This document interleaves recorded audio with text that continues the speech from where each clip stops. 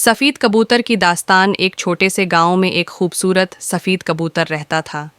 इसका नाम चंचल था। चंचल बहुत मेहरबान और नेक दिल था। वो हर रोज़ सुबह सवेरे उड़ता। गांव के हर घर के लोग इसके उड़ने की आवाज़ सुनते रहते थे। लोगों के लिए खुशियां लाता और बच्चों के साथ खेलता। एक दिन चंचल ने देखा कि गांव के करीब एक छोटा लड़का अली बहुत उदास बैठा है। चंचल उसके पास गया और पूछा, अली, तुम क्यों उदास हो?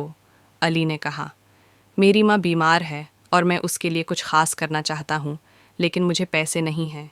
चंचल ने सोचा कि वो अली की मदद कर सकता है। उसने कहा, मैं तुम्हारे लिए कुछ मदद कर सकता हूँ।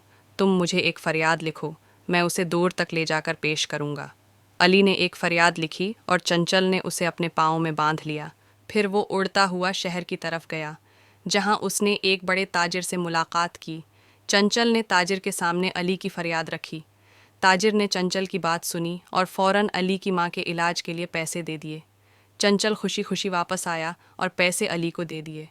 अली ने अपनी माँ का इलाज कराया और वो सेहत याब हो गई। जब उसने चंचल की मदद का सुना तो उसने अपने दिल में चंचल के लिए दुआ की। चंचल ने फिर हर दिन गांव के लोगों के लिए खुशियां फैलाएं और हर मुश्किल में मदद की। उसकी नेकियों की वजह से गांव में खुशी और मोहब्बत फैल गई। चंचल ने सीखा कि किसी की मदद करने से दिल की खुशी मिलती है और यही असल खुशी है। इख्तिताम इस कहानी से हमें ये सबक मिलता है कि नेकी और मदद करने से हम दूसरों की ज़िंदगी में खुशी ला सकते हैं।